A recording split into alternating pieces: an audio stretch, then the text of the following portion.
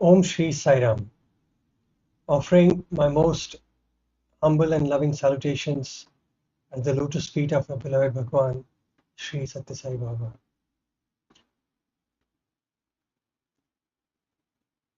Dear brothers and sisters, we are proceeding in this beautiful journey in which we have heard and seen how Bhagwan Ram has conducted and taken, every step of his journey. We are here to learn so much, and everywhere we find how he has kept his Maryada alive, the way he's moving. Even though there are so many opportunities, if I may use the word, under the present circumstances and present opinions, when we could have seen him in a different way. But the way this avatar has conducted, there is so much to learn from each step. So let us begin this evening with our prayer and take this journey forward. So may I request all of you to please join me. O Lord, take my love and let it flow in fullness of devotion to Thee. O Lord, take my hands and let them work incessantly for Thee. O Lord, take my soul and let it be merged in one with Thee. O Lord, take my mind and thoughts and let them be in tune with Thee. O Lord, take my everything and let me be an instrument to work for Thee.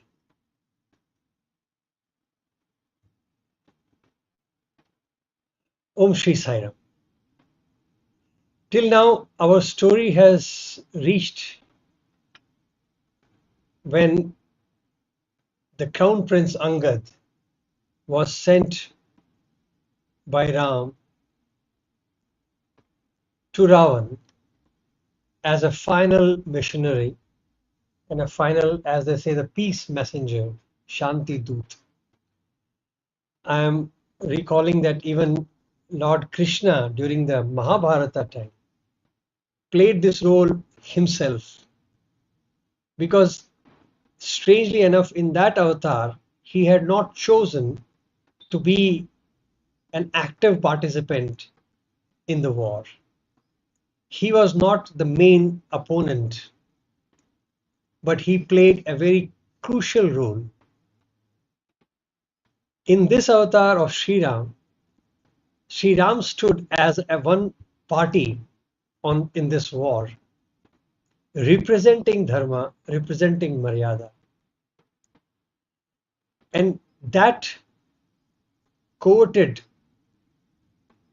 example or a role of Shanti Doot, or a messenger of peace, was given to the Crown Prince Angad.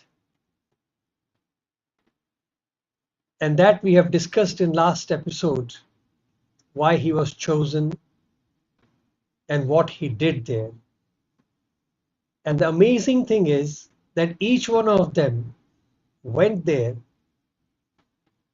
showcased their abilities, but remained humble.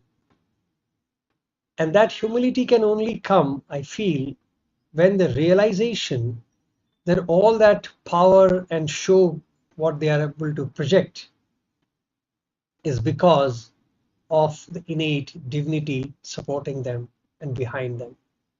And that is why with all their humility they even declared that the credit goes to Lord Ram.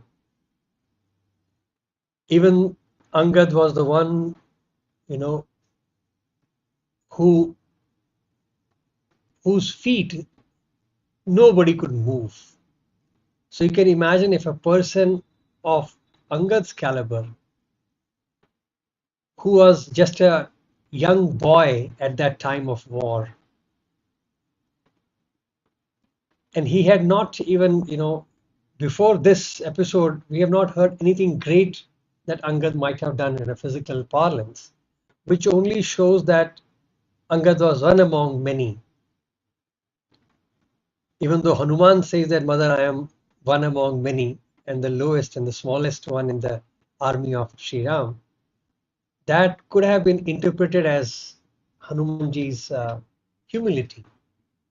But Angad indeed was a young boy.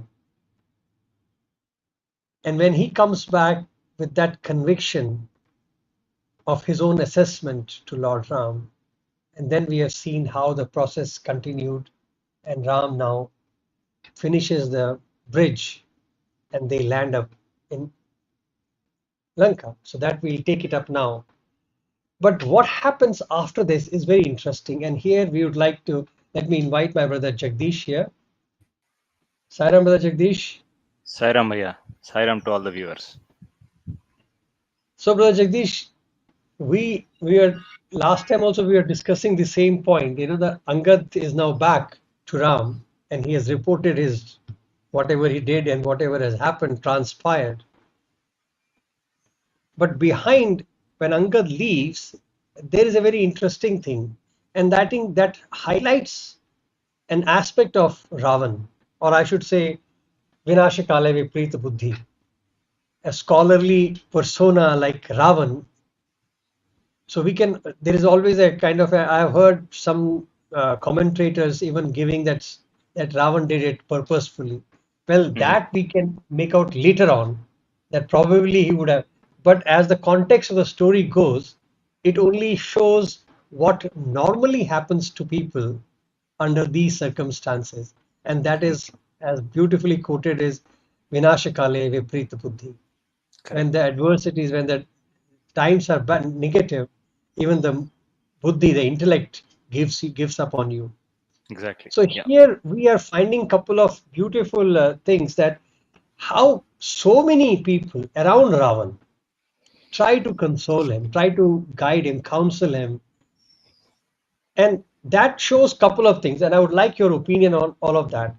One is the cultural environment, or the whole, the the political environment, you can say, or the cultural environment, or the even the growth of everybody, that people could speak even in front of Ravan, Yeah. even though we That's say he was important. a demon and all that. But imagine his wife could counter him, his Yes. ministers could counter him, his brother could counter him. So that means that their whole culture was like that. Yes. And probably Ravan must have agreed or given up before. That is why they had the guts even to tell today.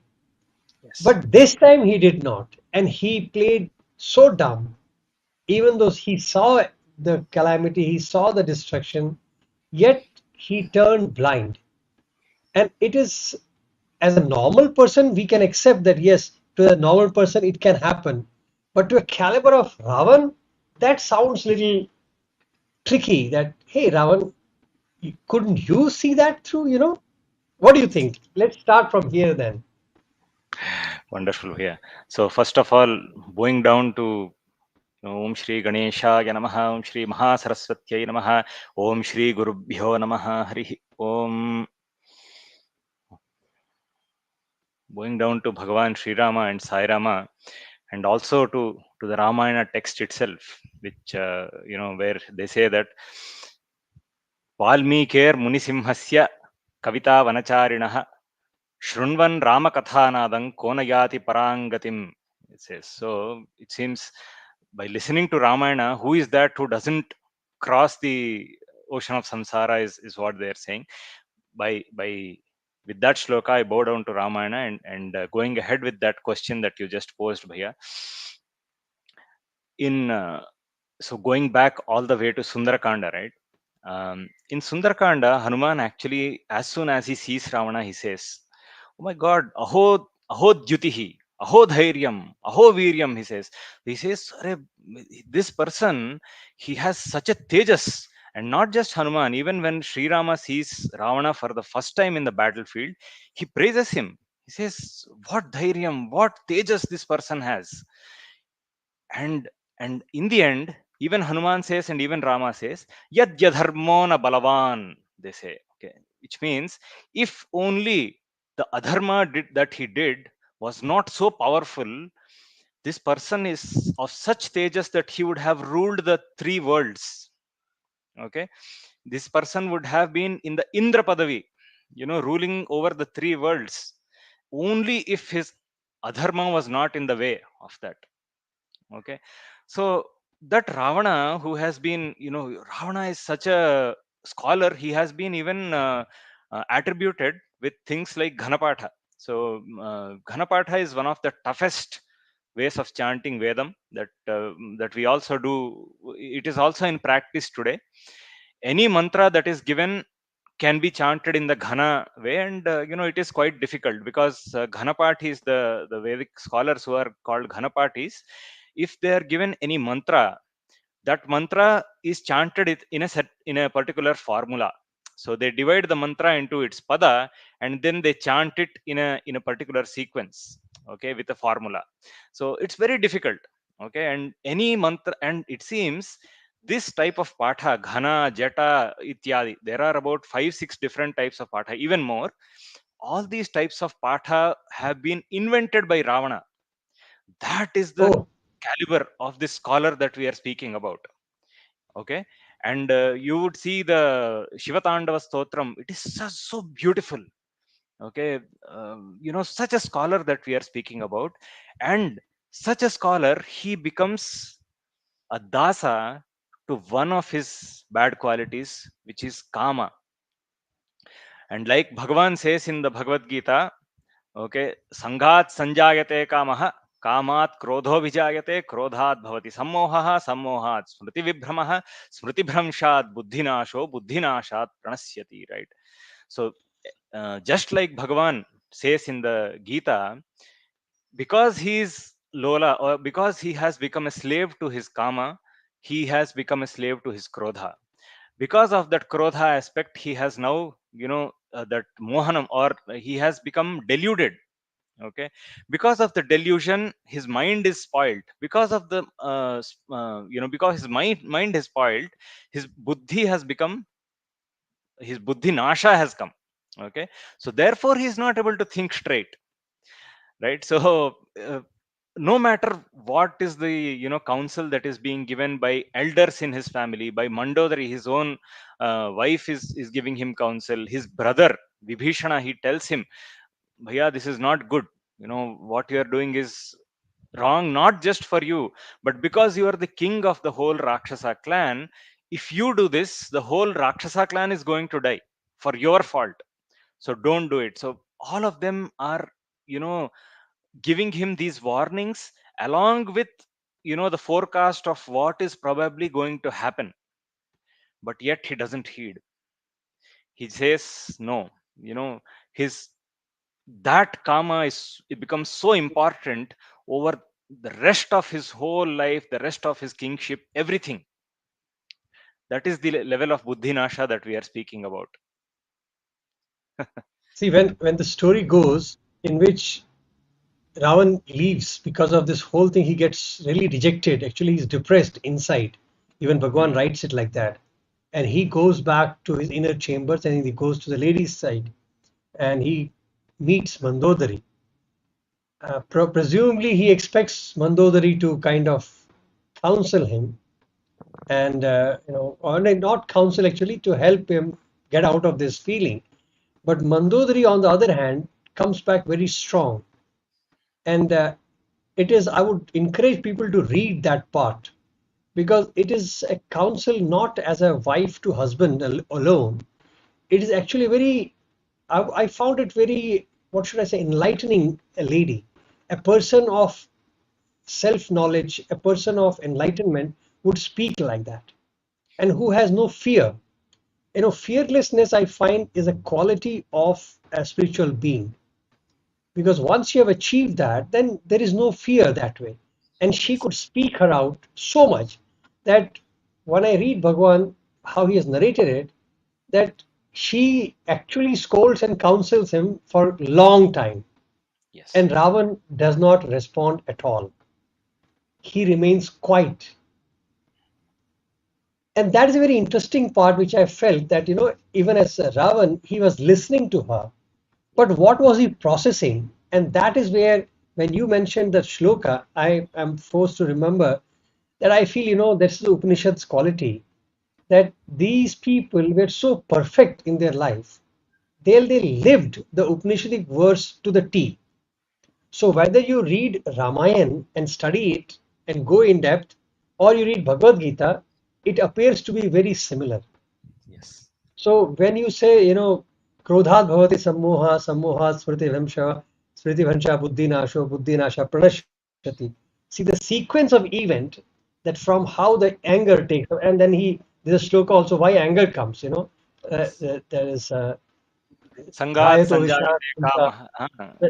kama, Jayato dhyayato vishyat punsa sangastesh upjayate, sangat sangha sanjayate sanjayate kama, kamaha. kama, Kamat kamat krodho krodho. vijayate. So you can see that how the focus on an element of object of element leads to anger, and then how anger leads to complete annihilation and destruction. So here we are at the stage when the person has reached krodha because of karma. He has reached krodha. Now krodha has given him sammoha, that even the counseling which for hours Mandodari was giving him, Ravan was sammohit, Exactly. and Smriti Bhransha happened. So the whole night he was in his own dreams. What he was thinking and what she was counseling him did not even enter his focused personality. And I find this verse which you just mentioned exact replica of what is happening with Ravan. Totally. And the result is, and why I say that I'm convinced about it is, the next morning it seems Ravan goes to court first thing in the morning and he calls for Vidyu Vidyut Jifa, yeah. Jiva. Vidyu Jiva was a minister in the Ravan's court who was, I can't call him magician. Magician sounds very, like loose word. There are He was a Mayavis, he was a Rakshas. Mayavi. He had the power to create objects or things with perfection, and he had that caliber. And he orders him that use your magical skills and create a replica of Ram's head and his bow and arrow. And that shocked the whole audience. Like, what is Ravan thinking? And when I'm reading that, I'm realizing that look, Mandodari spoke to him for so many hours at night. He did not counter her. So normally perception would be that he's processing what Mandodari is saying. Mm. So probably that words would make an impact.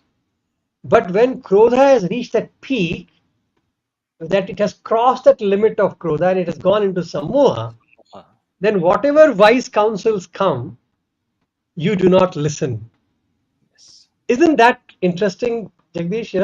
That you find, I always find it very interesting that whether you read Bhagavatam, Bhagavad Gita, or you read Ramayana or Krishna Bhagavatam, they are so alive Totally. that Totally. it makes you can study their life and you can learn, right, and that will be your Upanishad. That Yes. becomes Vedanta itself. Yeah. Because look how Ravan crossed that limit of Sammoha, and then no counsel made a difference on him. Even during that court time, one minister even told him, but he brushed him aside. Yes. And that is what I find the whole gimmick, that how our Vedic, or should I say, rishis have discovered these truths of our nature. Mm. And those nature's truths were not written for Dwapar or Treta, or, it is eternal. Totally. So Yes. even today it works, and we know exactly that if I focus on an object, I will get attraction. The attraction will lead for me a desire to be together. That would lead into gratification, and that would lead into anger. See, it's such a unavoidable, Cycle, right? consequence cycle of So Yes. when you look at all of that, you wonder, like, my God, was Ramayana written like that? Or did they really live like that, And Yes. people can say that the story writers must have created it in such a way that we could. But when you read further from different angles, you find that no, they did not write a makeshift story of to fit into the concept. The Yes. people were so pure. Even Ravan was so pure in his avatar, in his, what should I say, in his gunas, Yes. that he lived his gunas to the perfection. Even if they were negative. Negative. See, they lived to perfection. Like Yes. Raju that day was telling about, Shurpanakha also. What she Yeah. did was not outside her purview. She lived Yeah. perfectly like a Rakshasi. Yeah. So No, in everybody fact, was living to the T, and there comes the concept of a life to live. That how all of these work together, right? yeah.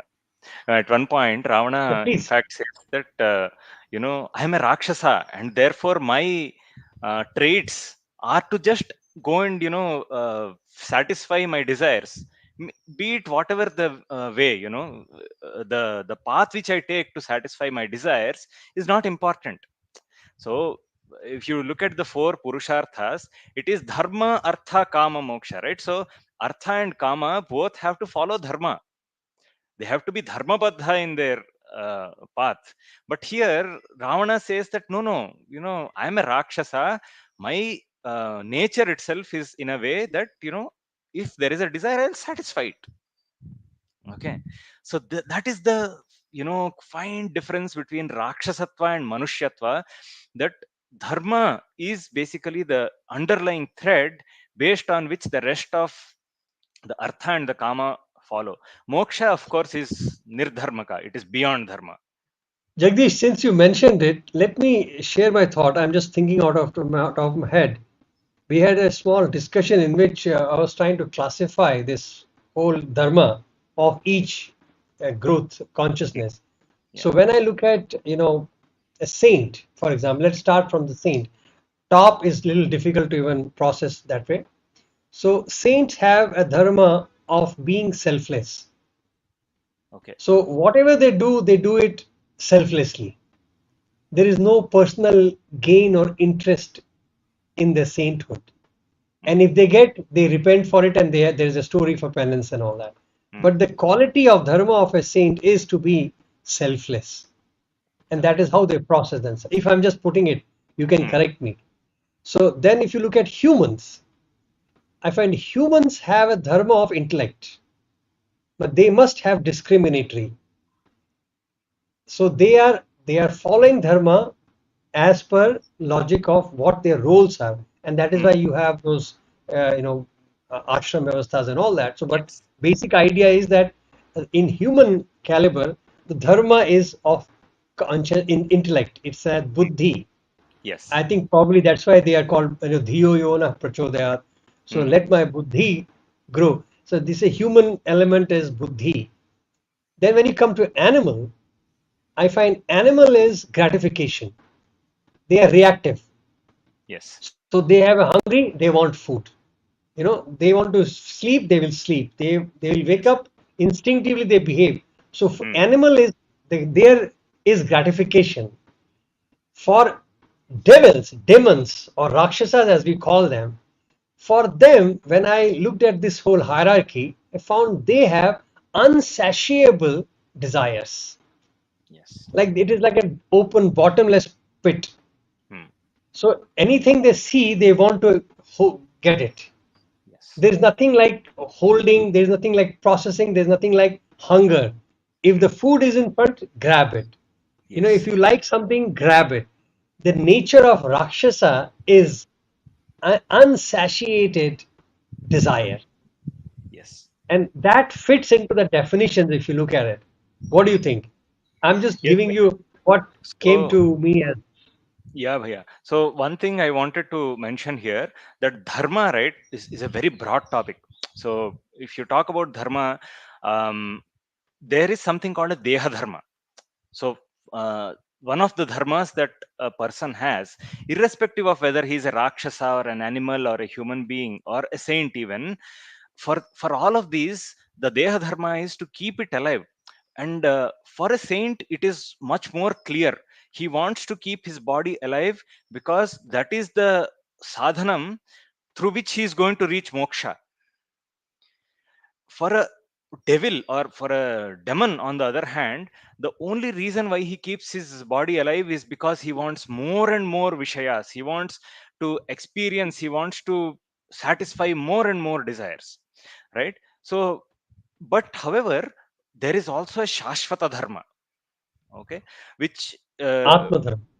Atma dharma is there. Yes, there is Shashvata dharma and Atma dharma are very close. So Shashvata dharma is actually the dharma of the whole universe. That the universe works with a particular tandem. It has a particular resonance to it, and that is the dharma of the universe.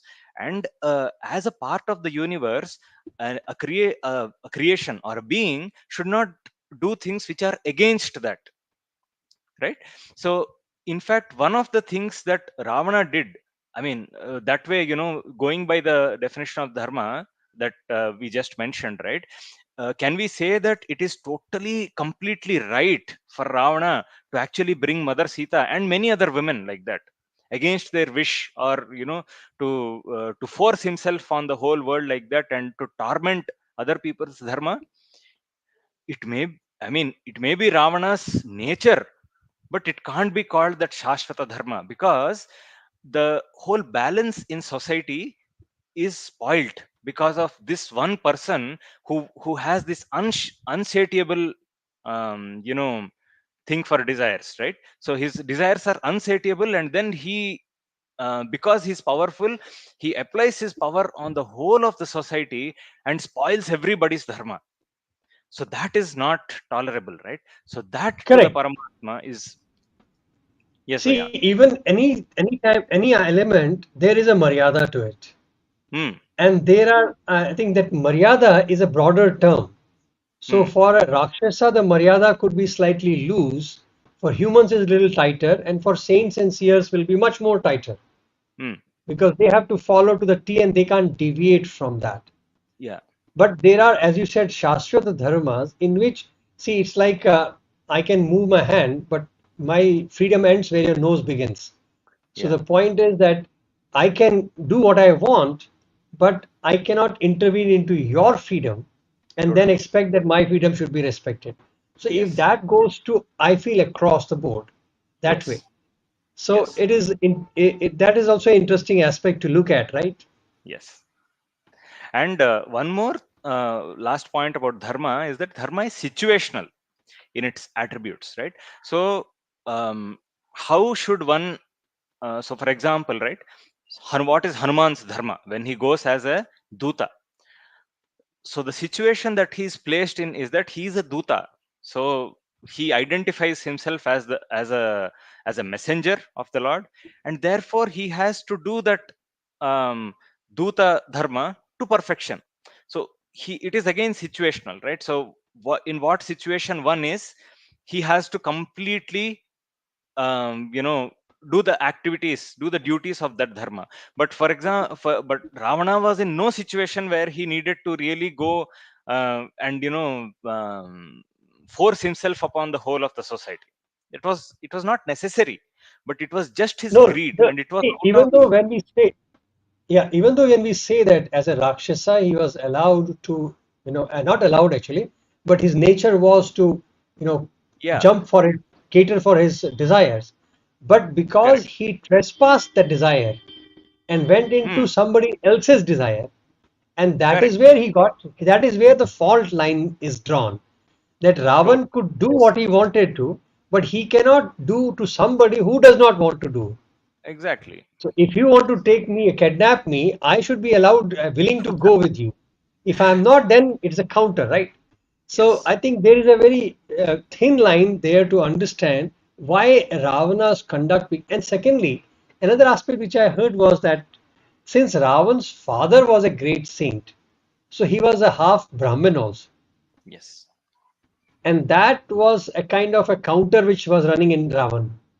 Hmm. So Ravan had the intellect and the caliber of a Brahmin, an instinct of an Rakshasa. Rakshasa. So that is a combination which Ravan was showing us that even if you have an element of Brahman, whichever you feed gets the precedence. Yes. So unfortunately, he fed the animalhood, the devilhood more than the sainthood, and that is where the balance got skewed towards that. Yes. And in either cases, he was, as Bhagwan and in the law of karma says, I would say, that it's not you can counter your good from bad. You will Hmm. face the consequences of good Both and bad as bad. bad. So it is like that. So let's continue with the story, no problem. So Ravan then immediately takes that makeshift head of Ram and the bow and the arrow, which is exact replica of that, and he goes to Sita. Now, here is also a very interesting point, and you can tell me if Valmiki Ramayana, because I have read the English part of the Valmiki Ramayana, so you can Hmm. look at the Sanskrit. Yeah. Bhagwan writes it very beautifully that for a moment, it's like a split second when Sita looks at the skull of the head of Sri Ram, she is like jolted for a second, Yes. but she immediately reminds herself that my Ram is the superior most, is the supreme most. Yes. Nobody can touch him. This positive reinforcement is written by Bhagavan that Sita does, and immediately she recoups herself and then she starts firing. Yes. Okay, then she scolds Ravan like you have done, you have like literally you have no morals left now. You have degraded yourself to such an extent, and she goes on giving him full counsel as to still you have time, but now you are losing yourself, and she Yes. goes on and on. So Ravan there on an one he comes with an expectation that probably Sita may break down by looking at it. But look at how Bhagwan Mother Sita responds to that. Has is Valmiki on the same parlance with Bhagwan in that? No, so Valmiki, he says that, Mother Sita totally, she believes that this is actually Rama's head and she breaks down. Okay. And then it is Sarma, who is Vibhishana's wife, who comes and, she tells him that, no, no, don't. And okay, one more thing that happens very importantly is that as soon as this head is brought, right? Head and the bow and all are brought, and she's in this shock, and suddenly from the other side the vanaras, they start saying Jai Shri Ram, and all this halla happens in the battlefield, that is heard everywhere.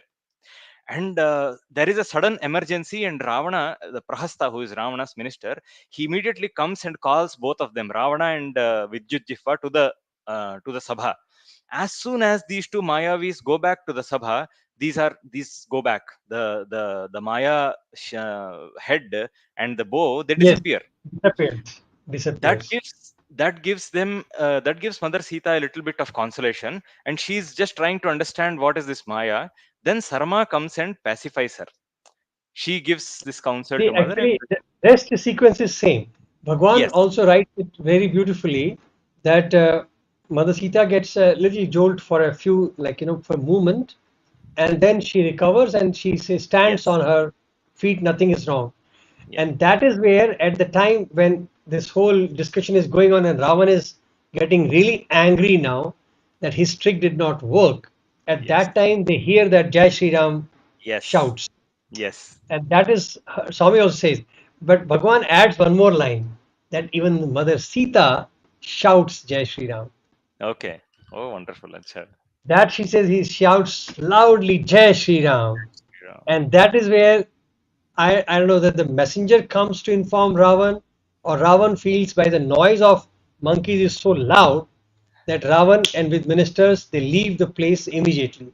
And Yes, it is that time when Sarma, Vibhishan's wife, comes to Sita yes, and Bhaiya. she consoles her, saying that don't worry, this is a trick of Ravan. Yes. Nobody can touch your Ram. And Yeah, rightly said that the head disappears or whatever, but it was Sarma who had already consoled Sita. yeah. Here, another point which I would like to point out, you can say your thoughts, Rajiv, Jagdish, is that imagine Vibhishan had left, Hmm. kind of revolted and left, yet Sarma and Trijata, the Yes. wife and the daughter, actually daughters, I should say, because even Ravan's, Vibhishan's elder daughter also was there. I'm just missing her name. Kala. Both, all of Kala, yes, Kala. They all have served her. Yes. So Yes. can you imagine that there is some kind of a contradiction in this whole air? Because if Yes. you believe that Ravan is bad and he has lost his head and all that, then how would he allow Sarma to be free and comfortable around Sita? How would he allow Vijayata to still take care of Mother Sita? So there is a kind of an undercurrent contradiction in the whole story, Mm. which shows that probably it was a Ravan's desire. He knew that time has come. But it's a that's why I said, as Bhagwan would say, no, the sukshma buddhi part, that one has to really be subtly watching the whole thing to another. Like, hey Ravan, when you know this, then why this?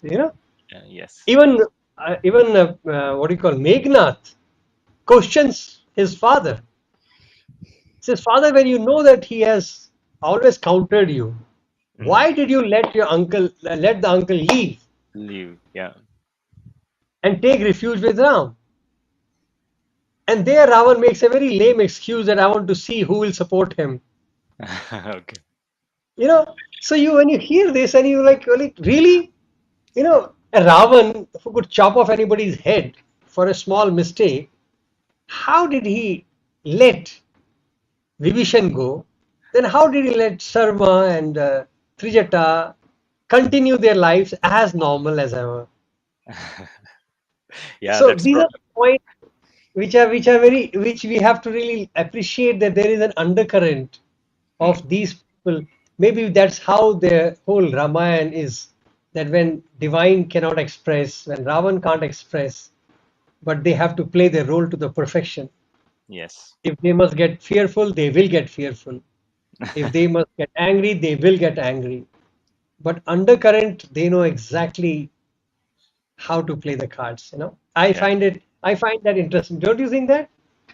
Sure. That is in a way true, but okay. I mean, be whatever the sequence of events may be, right? So it is clear that there is a drama that is going on, there is a play that is going on, and the wire puller is beyond. There is a wire puller who is basically asking all of these characters to behave in a certain manner, and they just fall in place, right? So in fact it feels as though this Maya Sita, if you look at the Adhyatma Ramana, even in our Ramakatha Rasvaini, Swami mentions that this Maya Sita who is in Lanka, to take care of that, a number of things happen actually. If you see, it's like a slowly there is a divine force that is building a whole story around that, as though it is making Ravan behave in a certain manner, as though, otherwise, see, for Mother Sita to just destroy Ravan, it's a fraction of a second. Why does all this drama need to happen over there? Probably because with the shloka that I started, that uh, for this Ramacharitam to come to us, and for this Ramacharitam to be read by us, and to be for us to learn lot of important lessons from it, and for our benefit.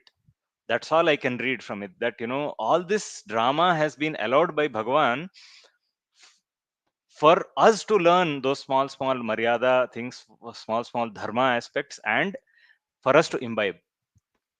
I think it is for us. Yeah, I would agree that we have discussed this, but it is worth repeating it as you have reminded.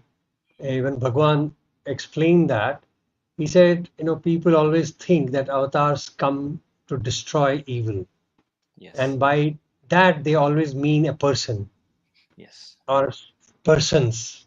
Hmm. It's like Ram came for Ravan, Krishna came for Kauravas, Jarasandha. It's not like that.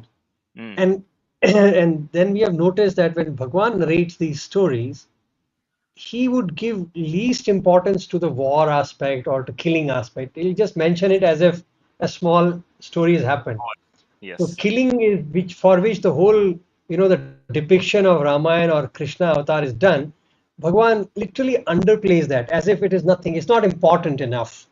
Yes. And what we found, what he gives importance to, and that is where Bhagwan said avatars do come for that purpose. Hmm. And that purpose is the love of devotees. Right. He says if if avatars don't happen, then devotees cannot enjoy Yes. that proximity of avatar. Yes. these that love affair, that bonding which is happening because of the form, is not possible if avatars do not happen. Correct. Killing or destroying an evil can happen even without going. Yes. Like if imagine if Dashrath could lock Ravana up from sitting in Ayodhya and shoots an arrow and he locks him up in his room. So and Ram was much more calibered. He could have done it. Even Bharat, when he could do that, why not Ram? Yeah. So killing of Ravan was not a big deal. Yes. But interaction with Vibhishan, giving joy to so many saints and rishis, liberating so many people who are stuck up as rakshasas, Yes. as animals, as saints, as a small little lady. So these are all. This is a joy. And when you read Swami's Ramayana, you realize he has spent a chunk of time only doing that. Yes. The Yes. way he has described Shabari, it is amazing. He has given her so much space in Hmm. describing her. Yes. And look at Kumbhakarna's death. He has finished off in half a page. So you can imagine the proportion that he has given in narration is also based on that. So Yes. obviously, in the narrative, in a manner, Ravan death is a small aspect, Hmm. but the way it has happened and unfolded, Correct. that probably, Jagdish, we would not have enjoyed Hmm. if Ram would have killed Ravan from far. The You drama know, has to happen in a sequence. Ram has to have it. Otherwise, it won't be fun, right? It won't have that kind of thing. Okay, before we move, there is a Srinivas brother asking you something. In case, recently we had a anniversary of our beautiful elephant of Bhagwan, Sai Gita, and he has asked, even though it was born as an animal, it had the intellect to always seek Bhagwan Swami, which is almost a saint level thought. True. Are Hmm. thoughts independent of form? And he continues, means an animal can have an elevated thoughts and man can have degraded thoughts. Can Brother Jagdish clarify why? Okay, so probably to go here, we have to somehow try to understand our architecture, right? So, how are you made?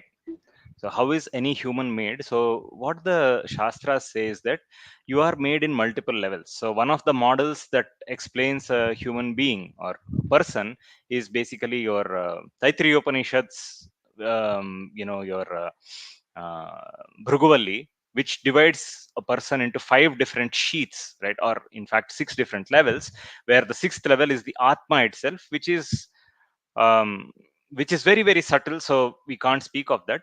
But around the Atma, it says there are five sheets.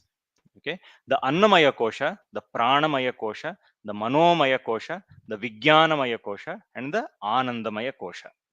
Okay, to cut a long story short, right? To keep it very simple, what the Shastra says that the the parts which are the Vijnanamaya Kosha and the Manomaya Kosha, right? These koshas, in fact, are losing these two koshas or losing the feeling of identifying with these koshas is what is leading to moksha. Okay, with that clarified, what I would say is that these koshas actually carry on from birth to birth to birth to birth. Okay, so in the case of Sai Gita, like you would also see in the case of our Gajaraj in Gajendra Moksha aspect, right? How did he, get this thought of calling out to Mahavishnu, right? That is because his previous janma he was Raja Indradyumna, who was a great Vishnu Bhakta.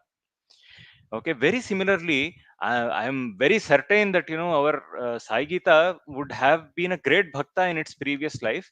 In order to finish off some of its karma, it was probably born as a elephant, and then, in spite of being born as an elephant, its purvajan, the vasanas, in fact, continued, and it had the same longing for Bhagwan, like it would have been in its previous birth as a human, or I don't know what its previous birth would have been, but certainly without having a certain amount of punya. When I say punya, in fact, that vasana to actually that attraction towards Bhagwan in its previous birth, it is impossible to have it in the next birth.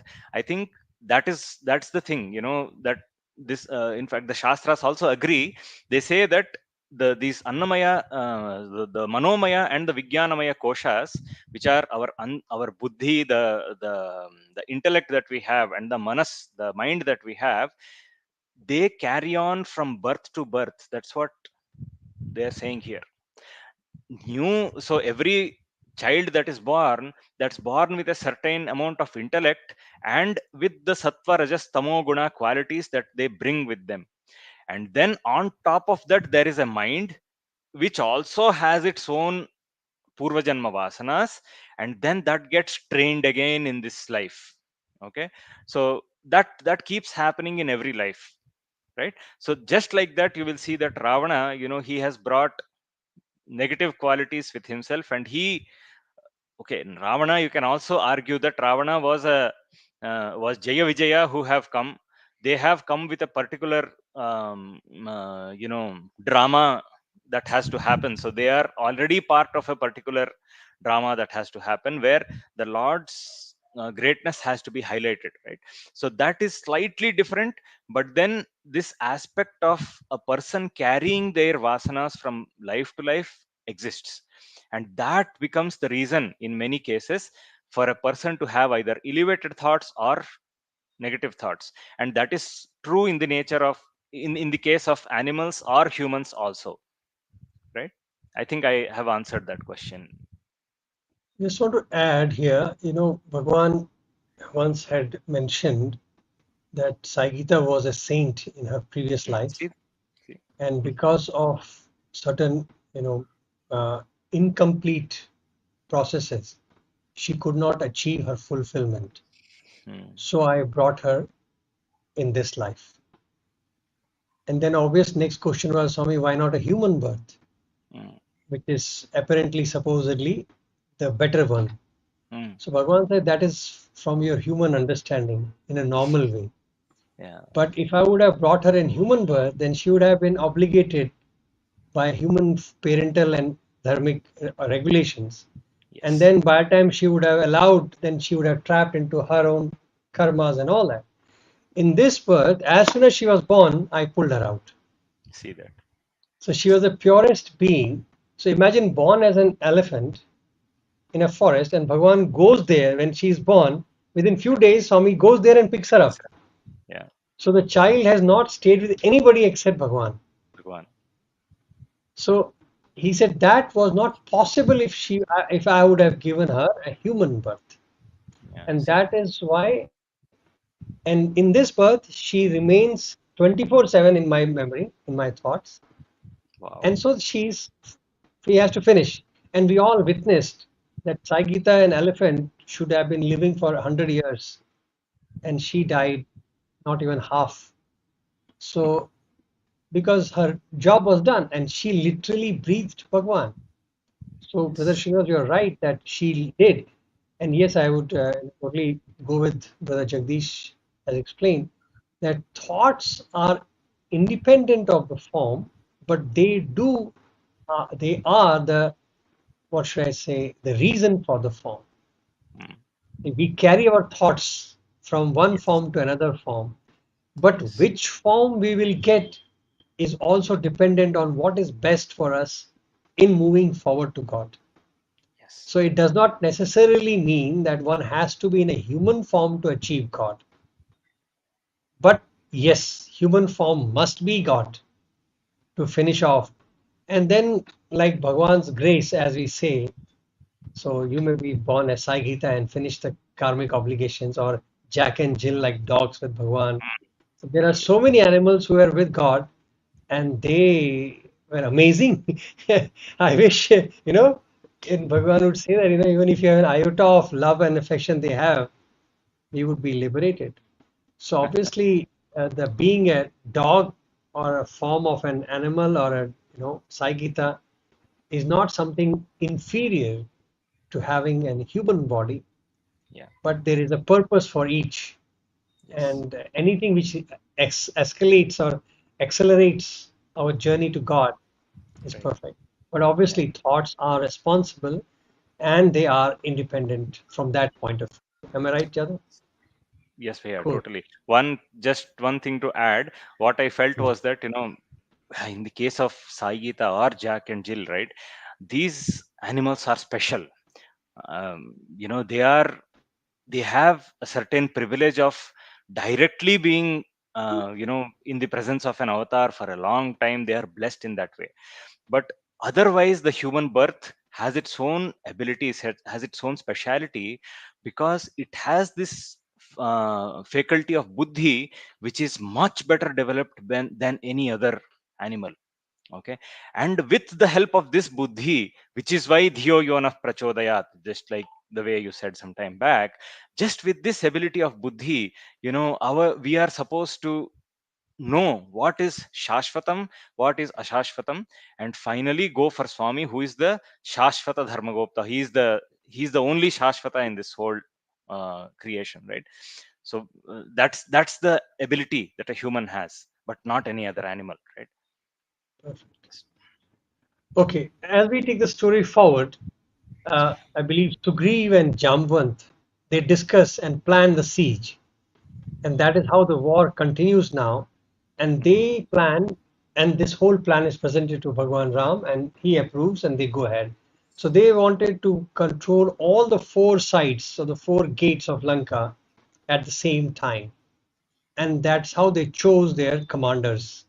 So Eastern Gate, as per the information goes, Eastern Gate was led by Nala, Southern Gate by Angad, the Western Gate was led by Sri Hanuman, and Northern Gate, which was guarded by Ravan himself, Ram fought there. So Ram was there. Yes. And Lakshman, I believe, was moving, but he was mostly in the southern side. So he would travel. He was controlling from the helping Angad in the southern side. I'm sure they have not given him a kind of a strategic place to lead. So which means Lakshman had the ability to kind of be wherever there was a need or requirement. Yes. And the war actually starts, but obviously Rakshasa being Rakshasa, they are more destructive and powerful at night. I don't know, Jagdish, if you can think of some metaphoric explanation of night for Rakshasas, Mm. but they always believe that in night they get active and they are more powerful, they gain more energy. So it is negativity all through. But Yes. it's very interesting that when it comes to the physical world and we start talking about it, that at night they are able to control, and probably like bats, they could see at night better or they could attack better, and that created a lot of fear in monkeys in the Vanara army, because they were getting hurt because of their attacks, and they all actually ran to Bhagwan Ram, Mm. because Vanaras could not differentiate in night that who is their friend and who is the foe, because at night nothing was visible and Rakshasa would come and hit and go and run away. Yes. So when they come to Ram, you know, another interesting aspect of Jagdish I would like to highlight here is that when Bhagwan describes Bhagwan Ram's fighting, it is not something that, as if we see in the videos, that he's kind of shooting and really sweating it out and all that. No, it is like as if father gets up and he plays with a kid, a small 5-year-old kid. Yes. So Ram comes and he looks at the whole scenario and he smiles and he shoots one arrow, and that is Agni Astra.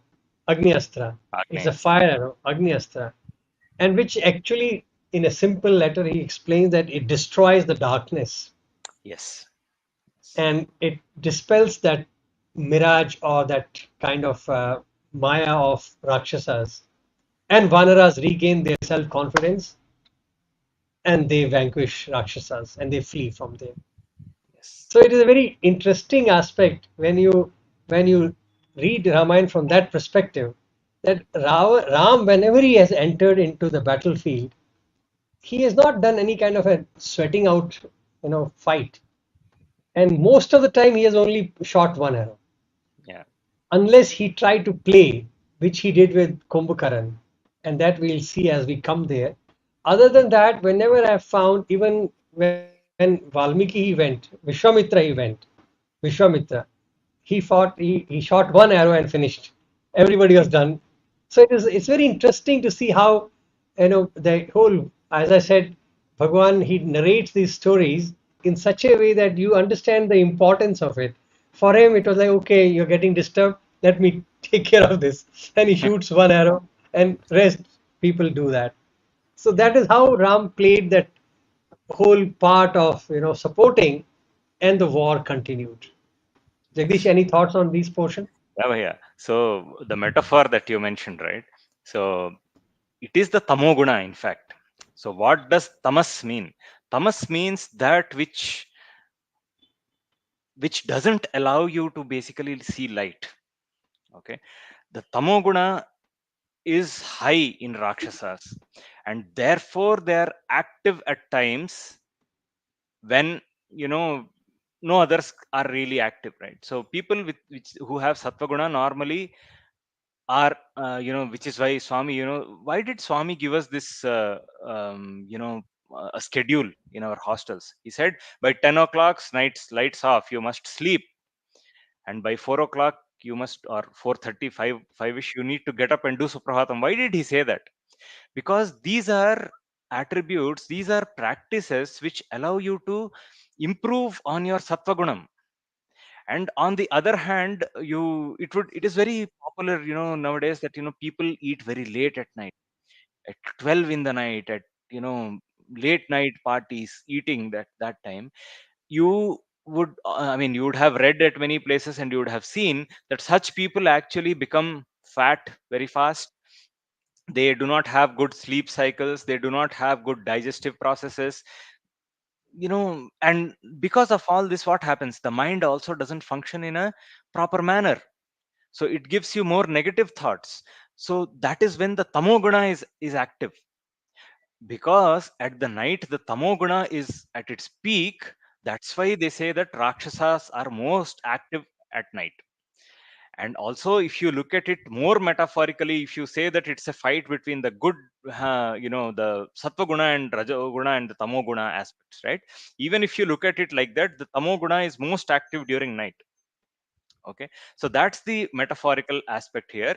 And that you see very beautifully mentioned by you, that Rama uses one arrow. And Tyagaraja Swami, if there are people who know Carnatic music, right? Tyagaraja Swami says it in one beautiful kriti. He says, "Okka mata, okka banamu, oka patni vratude manasa." Okay, he says he he uses only one arrow. He says, I'm reading Ramayana again and again. I'm in the Ayodhya Kanda. There he says, "Ramo dvirnabhibhashate." Says Rama doesn't speak two words. He's talking about himself. Okay, he says, Father, what do you want? You tell me. I will not speak two words. Whatever I say, I will do. Okay, so there, Okkamata. That's why it's one word he says, and he does that. Okay, Hey, didn't Swami also use such verse? Okkamata, Saimata? yes, yes, totally. He has also. I was hearing a very old recording, Bhaiya. This was from the Venkatagiri times, and they had a recording in which Swami sang this. Oka mata, oka banamu, oka patni vratude manasa. This is what Swami sings. Okay, beautiful. You should listen to it. I'll try to send it if I find it. Swami, all the gamakas that are there in this kriti, right? Swami takes them so easy. Just like you said, right? Rama shoots one arrow like that. Swami doesn't sweat it out. He sings all these kritis so easily. Okay, but coming back to the story, right? We kind of get carried away speaking of Swami like that. But yeah, so like Tyagaraja Swami also says, it is okka mata, okka banamu, okka patni vratude manasa. Okay, so and he says oka chittamu galavade. So he has only one mind. There are no, there is no two. So in fact, you would see that what is the first starting step of spirituality. It is Trikarana Shuddhi. Trikarana Shuddhi is the same thing, that manasyaikam, vachasyaikam, karmanyaikam, mahatmanaha. Okay, so those who are Mahatmas, they have one, they say one thing, they do the same, they think the same, and they do the same also. Okay, so the three, the mind, the word, and their action, they are not in different directions. There is no hypocrisy. Okay? Like that. Okay. So then we see, there's a beautiful comparison now, as we saw that how Rama's side is planning for the war. Yes. Similarly, there is also a planning going on in the Ravana's side. Yeah. But when you study it, you realize how disoriented that factor is. How here everybody falls in a very beautiful symphony, and there you have a clash going on. They are not even able to plan their attacks properly. So when Ravan calls for a meeting, it seems, he also invites Malyavant, Mm, who is the maternal grandfather of Ravan. So can you imagine? Malyavant comes, he gets up to give advice to Ravan, mm, and he actually again counsels him, Malyavant, and he says, Ravan, you have done wrong, and you have to realize. And it is very beautiful that even though Bhagwan Ram has not yet done anything in that apparent manner, because of that self-restraint, I would say, mm. of being an avatar, but everybody who has encountered Ram comes and tells Ravan that Ravan, he is God. Yes. Mandodari is the first person who keeps telling him that Ram is not ordinary. You wake up to the reality, right? And everybody tells him, even Vibhishan, of course, he tells him so much that he leaves. Yes. Now here you have Malyavant, his maternal grandfather, who is Yes. counseling him and who keeps repeating to him that, hey Ravan, this is wrong. And he keeps explaining. But at this point of time, Ravan's buddhi has totally gone. So he gets literally angry. Mm. And in fact, he says, before I do anything much worse, you leave. And it seems he's kicked out of that place. Yes. So Malyavant is asked to leave. Then Meghnath, his dutiful son, that is another character. Probably, I would think that no doubt about that, him being a very um, obedient and a devoted son. He respected his father a lot, and he did everything what his father wanted. Mm. But I feel in somehow that he had that pride, that ego, to Yes. a good extent, that he was not able to see through things Yeah. till he encounters Ram. Yes. Because at the end, he also changes. But Yes. that is too late.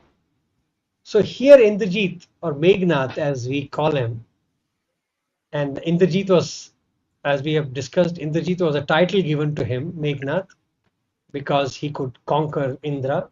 Yes. He defeated him. So he offers to lead the attack next day. Yeah. And when he attacks, Hanuman goes and counters, faces him. Mm. And that is an interesting point to be noted.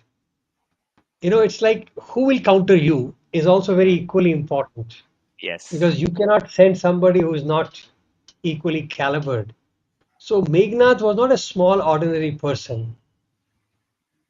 And Hanuman, it seems, when he comes, he throws certain mountains on him and he destroys his chariot. He, in fact, kills his charioteer also. Yes. But Meghnath escapes. Yeah. So I think that is the first shocker Meghnath must have got, because he's already faced Hanuman. Yeah. So it must have been a little bit of psychological, drama for Meghnath. Yeah. So this is the start of war when Meghnath is first defeated Mm. by Hanuman and he runs off. Yes. And then obviously Rakshasas they get scared. They start using magical powers to scare Vanaras. Yeah. And again, Ram is, uh, remembered, and Sri Ram comes and shoots again the one arrow, Yes. which changes the whole sequence of events, and same thing happens. Yeah. So this is a very interesting point that Meghnad escapes and then comes back. Yeah. And here now with Hanuman, imagine who joins in. It is Lakshman who Yeah. joins him in. So one can see that the sequence of events, like how the reinforcements are coming at each step. So once you fight, then you escape, then you play tricks and you do a foul war, and then you are destroyed, and you come back again. Then Hanuman is fighting, and Lakshmana gets reinforced. Yes. He comes. Even Ravan sends reinforcements to support when he hears that you know our Meghnad is not able to sustain alone. He Hmm. sends help. But Lakshman comes and destroys then his chariot and charioteer. So there's a big fight between Meghnad and Lakshman and Hanuman. So it's a very beautiful thing, and in which Meghnad tries all his powers, all his mayas, but he realizes very soon that he cannot win Lakshman in direct fight. Yes. So even if he tries magical tricks, there also he fails. And ultimately, as the last resort kind of for Meghnad, he Hmm. uses the potent power gifted by Brahma, that is, Brahmas. Brahmastra, that Shakti, and he aims at Lakshman, and Lakshman falls. And when he falls, obviously there is a chaos, there is a kind of panic, and Meghnad thinks that he has achieved it. So Hmm. Meghnad comes to Lakshman, and I would stop the story after this. Meghnad comes to Lakshman, and he thinks that I will carry Lakshman back as a gift to my father and then Yes. kill him in front of him. With that thought, he comes to Lakshman and tries to pick him up. Yeah. He tells his soldiers to come and pick him up. Hmm. But Bhagwan also very clearly he writes that he could not move Lakshman even an inch. Yes. Bhagwan adds a line. I don't know, you can tell about how Valmiki ji has described this episode. But Bhagwan says that who could shake Adi Shesha, on Yes. whom this Srishti is balancing? Yes. He So also who says the has same. the power? Who has the power and guts to move Adi Shesha? Who controls and who balances on his hood this Yeah. whole creation? And then ultimately Hanuman jumps in, he kicks him out, and Meghnad runs away. Hanuman Yes. carries Lakshman to Sri Ram. Yes. So Jagdish, now you tell me. Take a still yeah. No, in fact, you have taken taken a very wide angle view at these things, right? So yeah, you in fact started with the armies and their compositions, right? So just one word there. The way Valmiki describes the armies is, see, Sugriva's army, right? So what Sugriva does is he orders monkeys from all corners of the globe to come. Oh, and you'll see that in Valmiki Ramayana, each army comes and they and Sugriva in fact introduces them to Rama, and he says there is one particular word phrase that they keep using for each of these. Okay. S- uh, and it's not just Sugriva, there is one more person who does this. Okay. So what happens is that these armies are now constituted, and their leader, or the senadhipati here, is Neela.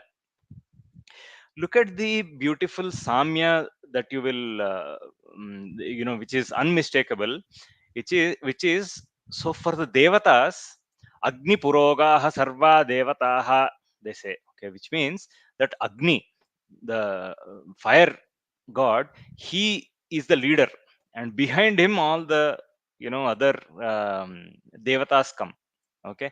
In some of the yuddhas, they say Agni is the senadhipati. of all the devatas. And then they also say Subramanya becomes the Senadhipati because he is also Pavaki. So Subramanya has one more name which is called Pavaki. He comes from the Agni Tattva. So therefore he becomes the Senadhipati. Okay. Very Okay. similarly, yeah, very similarly, here you will notice that Neela, okay, is the Senadhipati. He's the son of Agni. Okay. So he becomes the Senadhipati here for Rama's army. Okay. And this Senadhipati, he leads many fronts of monkeys. Like you rightly said, one is so each Vanara is placed at each of these four gates of Lanka from which the war is being waged. Meghanatha, on the other hand, on the other side, okay. So before I come to Meghanatha, right? So what Ravana does is he sends two spies to Rama and to look at the army, come back and report. They are Shuka, and Sarana. There are two spies. Okay, they come, they see everything, and they are identified. Okay, they bring him, they catch them, and they bring the Vanaras bring him to Sugriva. Say, see, these two spies have come. Let's kill them. Okay. Then these two spies, they also use the same technique. They say, no, no, we are Dutas of Ravana. Please don't kill us. And Rama says, no, no, don't worry. We will not kill you. This is, in fact, what he says is that this is our army. And they show them the army. Okay. And these two people, in fact, go back. So look at the confidence that they have. Okay. That this is our, I mean, if a spy comes, they are giving them information that, Bhaiya, this is our army. You go back and report to your, your master. So these two go back and they start reporting to Ravana. They speak about each army that has come, each army of monkeys that has come from different parts of the globe. And for each of these army, they use one phrase to describe to to Ravana. They say, Svenanikena marditum shaknuvantaha iti. Okay, which means these people, this army is alone enough to fight us and finish off the battle. These Yeah, spies are each going and telling, yeah, each of these armies enough. Okay. And like that, there are, about 20-30 such armies which are coming. Okay. So Svena Nikena Marditam, and each army in fact consists of crores of monkeys. That's the, I mean, the numbers are there in the Valmiki Ramayana. Interested people could go and uh, read that over, right? But now going back to Indrajit and to Meghnath and the way he used to approach this war, right? Indrajit did a very peculiar kind of a prakriya, which was called Nikumbhila. So this Nikumbhila, so some people say that this is a Pratyangira based, technique, which is used to get such power that your enemies can be easily won over. Okay. And once he does this Pratyangira or this Nikumbhila Homa, okay, he used to get unparalleled strength. And he also used to get the strength to become invisible. Okay. So this Meghnad, what he used to do was he first used to go and try. Okay. If he is not able to defeat the opponent, he would simply vanish. And then the opponent would not know from which direction the arrows are coming. Okay. One arrow would come from right in front and the second would come from behind. So that is, in a way, his power. But then that's not a battle of equals, right? So as soon as that Homa he does, he used to get this power of being able to move freely and very quickly and attack from anywhere in space. So this was the special ability that Indrajit or Meghanath used to get, and this is the technique he uses to defeat even Indra and so on. Okay. This Indrajit, in fact, he stopped from doing this Nikumbhila when Lakshmana attacks, and when Lakshmana's and Meghnath's war happens, and where he's defeated, when where Meghnath is defeated, there they stop him from doing this Nikumbhila, and then they win over him.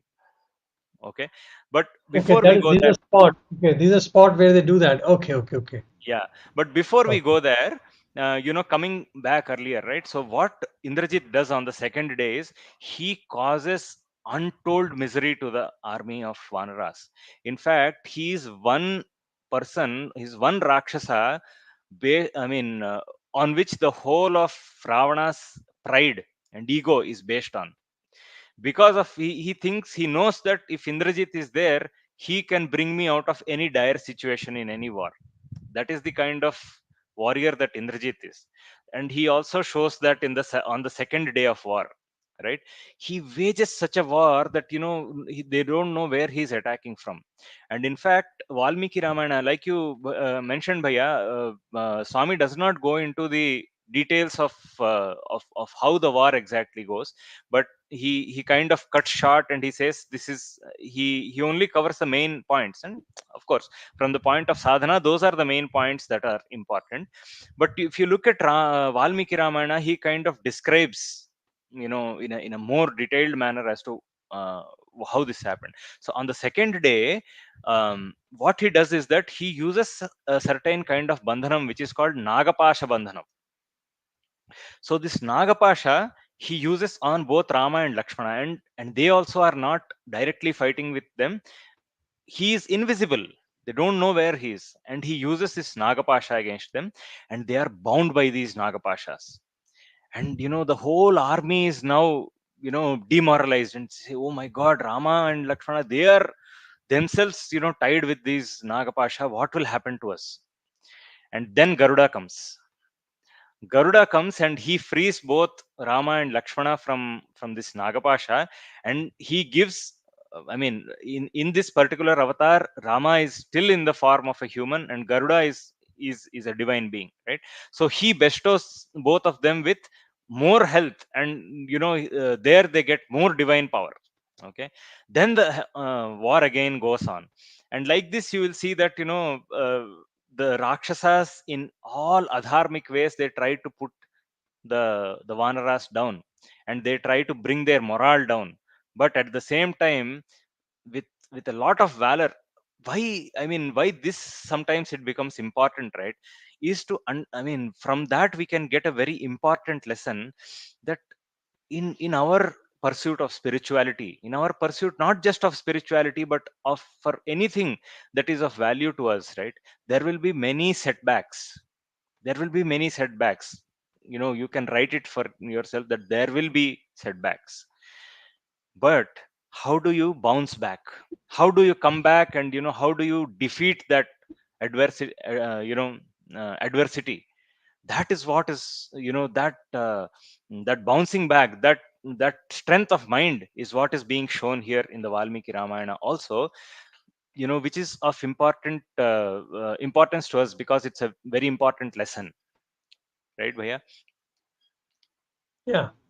No, thanks for because that these stories are popular and we know it, and Bhagwan obviously underplays many of these stories because it Yes, doesn't have the purpose which for which he's narrating it. he's But narrating. when you go specific, then he will always tell you about them, and he has Yeah, mentioned about it. So, yeah. like for example, you said about takes him to the Patal Loka actually. Mm. After they put a Nagapasha on them, both of them are taken to Patal Lok. So if you look at the Patal Lok today, if you go drill down, somebody had done this study. I am forgetting who had done this, and it's very fantastic that it leads to Mexico actually, the Oh, present day Mexico. It oh. just goes down, and somewhere there in that zone I'm telling about. And if you today it's different, but if you look at the historical place of that, it is supposed to be huge. They are very advanced. Mm. It's a very developed place. Yes. And another interesting aspect of that part is that most of the people there also look alike. Mm. So when you have that, some another Rakshas was there Aztec, towards you're what talking is, about Maya. huh? You're talking about Maya Aztec civilizations there Yeah, in Maya, Mexico. that side, yes. So there Yes. are some similarly there are stories of that nature which indicates to us that and how he goes there and how they are so advanced or developed places and Yes. Rakshas are advanced technologically and Yes. how he brings them back. And that is where we find the story of Hanuman's son also, which was Yes. mentioned there, that Makara. and he makes. So Makar Dwaja, yes. So that is how the whole story has developed. And but let us come back to this part. And the interesting part is when Lakshman is brought, the question do arise that was it so powerful that even Lakshman fainted? But it is basically a respect which one has to do to this yantras. So Yes. obviously Ram could have interfered, even Lakshman himself could have intervened. Yes. Hanuman Yes. was obviously the kavach of all this, so it's not possible. But there is a protocol, as I said, Maryada for everybody. So Yes. Lakshman is brought to Ram, who is unconscious, and he's lying there. Obviously, there's a big drama. Ram is anxious, he's crying, he's actually literally. And there is another very beautiful thought which comes there. His sadness is in a very beautifully explained. He says, "I wish I was gone." Mm. You know, it's a very interesting thing. He says, "Mother, she gave me this as a responsibility. Sumitra has handed him over to me, Mother Yes. Sumitra, and how can I go back and And face face her? her. So it is like my responsibility." And so here also, even though everything is doable, Ram is teaching a beautiful lesson that in that thought, when there is no discrimination, still he has that feeling and he conveys that. How will I face my mother who has given me this responsibility to take care of him? I Mm. couldn't take care of. Yeah. It's a very, I find it very subtle but a very interesting aspect of Bhagwan Ram. How Yes. he uses, like Bhagwan Baba also used to do that, every bit here and there he would pick up to teach us a beautiful lesson, Totally. you know, Totally. like why it is. And probably that is the reason when Hanuman comes back and all this episode happens, he said, I'm ever grateful to you Yes. for allowing me to be, having my brother back, because not only that my brother is back, but this obligation which I had from my mother, Yes. you fulfilled it. Otherwise, I would have broken my words. My Yes. promise would have been broken that I'll take care. So look how he connects the dots and he Yes. passes on the credit to Hanuman or anybody for that matter. Yeah. So he's grateful to Hanuman so that because you helped me to keep my word. Imagine where the twist comes from. Correct. Correct. Now I he find that goes to the extent of saying, Bhaiya, that I would have let Mother Sita go, but Lakshmana should not have gone because he goes to the extent of saying that.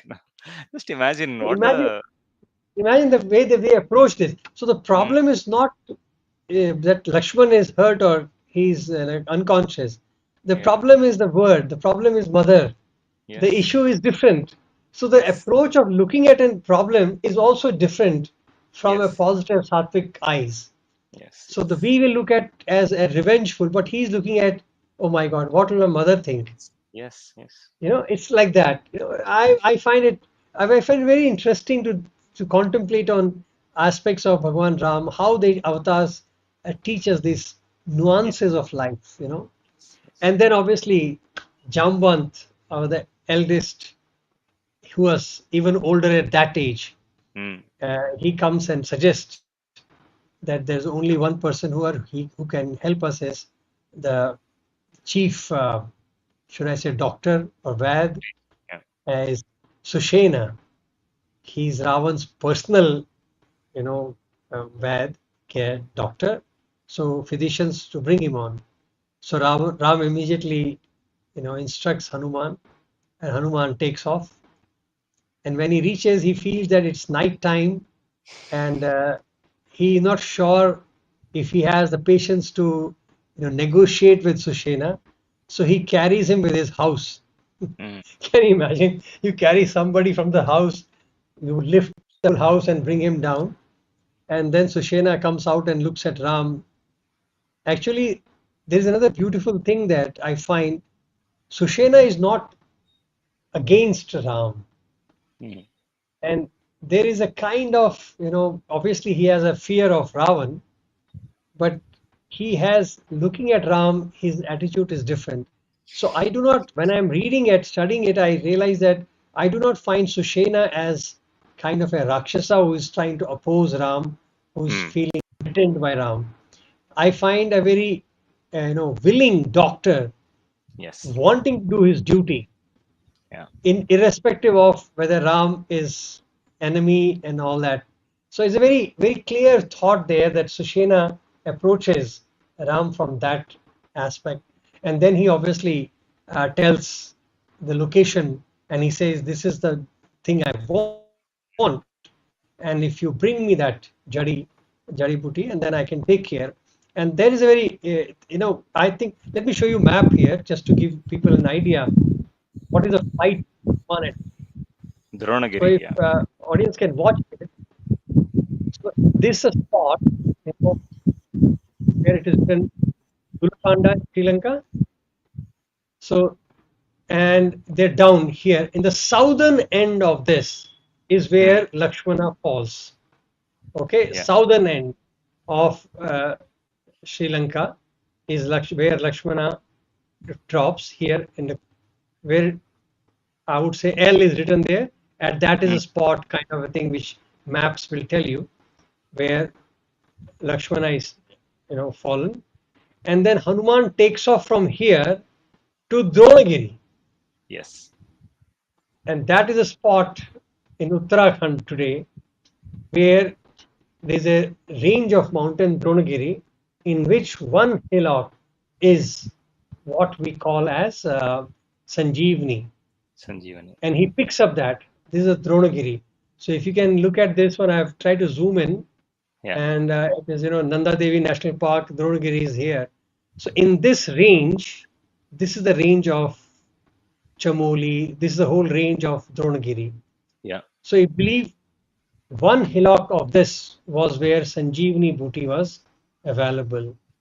And Hanuman, as we know the story, he could not, he gets restless because he can't decide which jari it is. He carries that Whole whole mountain. mountain and brings it. Okay. And once he brings it, and I'm going to show you just completing this diagram for everybody, where it is written Candy here.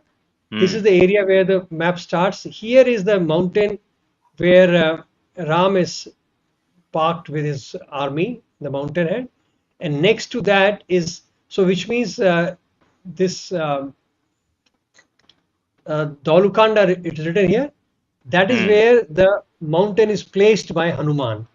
Okay. Because after the whole episode is done, Ram tells Hanuman that leave him back, and he gives him Abhayasta, that Sushena, nothing will happen to you. Ravan will Right. not do anything. I give you Abhay.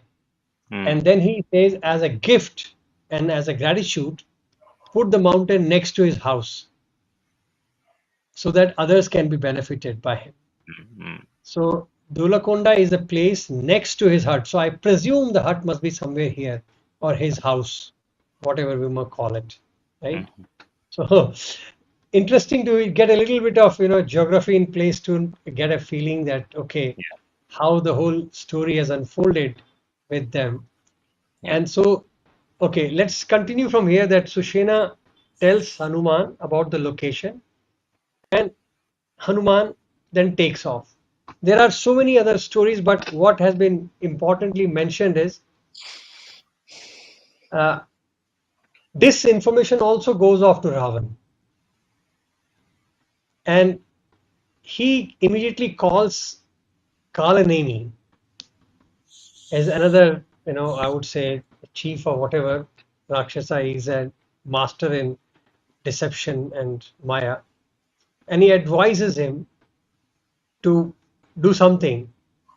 But interestingly, what I find here is that Kalanemi also, to our surprise, suggests Ravan against that. Yeah. And Kalanemi is actually advising Ram to leave the false pride and take refuge with Ram. Yeah. So Ravan is enraged now. He says, "Hello, I called you to help me and you are preaching me." And he threatens to kill him. Yeah. So Kalnemi, again, like, we heard from Maricha style, Kalnemi thinks it's better to die with Ram than to this fellow. So he says, okay, and he runs off. Yeah. So on the way near that Dronagiri, he transforms himself into a sage and Mm. sits near a. And this story, Bhagavan is also mentioned en Yes. route to the path for Hanuman. and pretends to be an all-knowing sage. And Yes. that is where he tells him, that, oh, I know. He doesn't open his eyes, and he starts chanting Ram, Ram, Ram. And Hanuman, like a devotee, whenever he hears Ram, I think Hanuman loses himself when he hears Ram. So Mm. when he sees the saint sitting and meditating and saying Ram, he doesn't look at him with doubt or any question. He just pays his obeisance. And that is where Al-Nemi, with his closed eyes, start telling him that I know who you are and why have you come. Your master is Ram is there. And he tells him a story in short. So Hanuman gets impressed that, oh, so he's literally really a good sage, who knows all the time and everything. So he tries to say, okay, tell me then how can I move forward? Where can I find it? He said, I'll tell you. First, go and take bath in that lake and come Mm. back fresh. So Hanuman goes to the lake and he says, let me quench my thirst and take bath. The trick was that these are two people, Kalanemi and another person.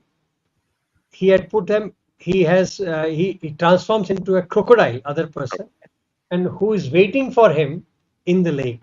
So the idea was that when Hanuman will go down in the lake to take bath and drink, the crocodile will kill him, and obviously the story will be over. But here what happens was that the moment crocodile tries to catch Hanuman, Hanumanji obviously tears him apart, and strangely enough, that croc dies and transforms into a heavenly Gandharva.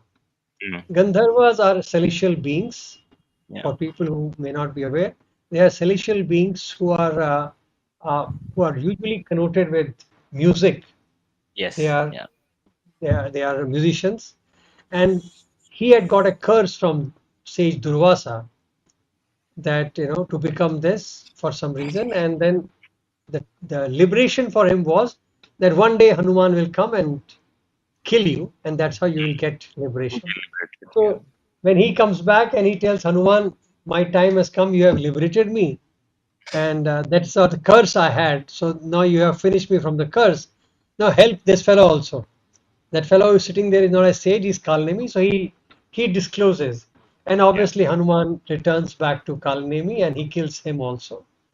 So Kalnemi also is liberated and this Gandharva also is liberated. And then Hanuman obviously comes to the Drona range to find Sanjeevani Hill, and for lack of time, he plucks the mountain off and flies off to Lanka. Now, Yeah. on the way, something happens, but let me pause here and bring you in. So, you want to add something? Yeah. So okay, Valmiki in fact doesn't do the mention of this Sushena or of Kalanemi in fact, but it is coming from a good source actually. It's a trustworthy source that it comes from. Um, I forget the name of this Purana, but it is mentioned. These stories are mentioned in that.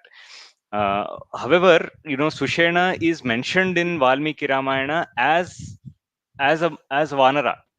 Okay, and he gives this advice to Hanuman to go and fetch this mountain, and the rest is the same, just that the Kalanemi part comes in another Purana. It's not mentioned in Valmiki Ramayana. In Valmiki Ramayana, in one sarga it's over. He says, please bring this, and it's as though bazar gaya and brought some vegetable. It's as simple as that. He simply finishes off and he says he goes and brings the whole mountain here. And with this mountain, in fact, with the Vishalya Karni and the Sanjeeva Karni, these two booties, what they do is not just the Vanaras but also the Rakshasas. They are awake now. They also regain their life, some of them, and they go back to their bad ways, and these people are back to their good ways, right? So that's what is mentioned a bit here. It's like I appreciate it because if you really think about it, why would Bhagwan take time to describe Kalnemi then? I Mm. feel it is maybe probably because of the Gandharva part that it Probably. gets the reference because there's a Yes. liberation of a Gandharva by Hanuman, Yes. and the whole Yes. And he has not even taken too much of time in it, but he has mentioned about it for the Yeah. liberation of Gandharva. If I may Yeah. think about that Correct. quickly. Then Possible. Yeah. obviously the another reason is on the return flight, and that is the main reason of Hanuman's flight. Mm. That on the return he's flying over Ayodhya. So if you look at the map also, it's very beautiful from It's one Dronagiri. He's flying, it's a straight longitude I line noticed down. that. Yes. It's a very beautiful straight line from top to bottom, and then you are flying over Ayodhya.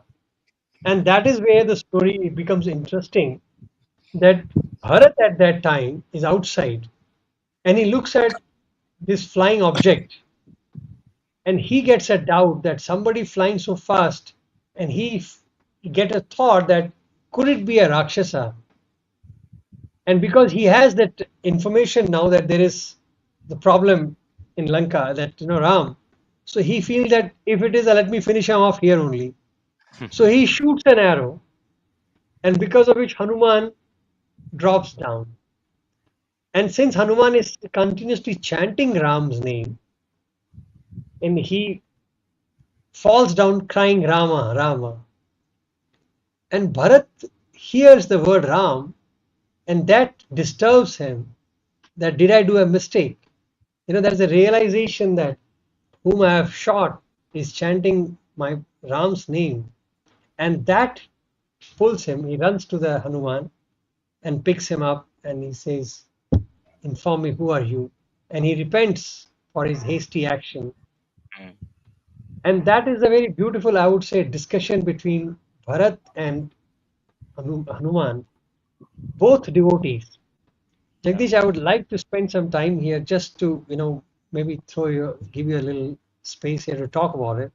It's Because very. here we have two classical devotees of Ram, Yes. okay? And I can't say anybody is less or more here, no comparison, but the both are classic. Yes. They are they are at peak in their own caliber. Yes. And we are talking about 14 years are done because it's the last few months left and Mm. war is over. That war is also over in the last day. So Ram Yes. had to fly to reach to Bharat. So it is Yes. like a day before the last day the war gets over. So Yes. it's a very tight schedule. So you can imagine, and then the whole Ramayana is also described that Bharat had literally transformed himself into Ram, Yes. and that we look at it later on. So we can imagine at that peak when Bharat has spent 14 years thinking only about Ram, and here is Hanuman who thinks nothing but Ram, who works with Ram. These meeting of these two devotees, I find that is why Bhagwan must have taken time to explain this. Beautiful. Otherwise, Beautiful. getting a mountain is literally one paragraph. No Yes. big deal, right? For Hanuman, And that too. if for Hanuman, and that too, I have heard many discussions in which people are calculating Hanuman's speed of flying. Mm.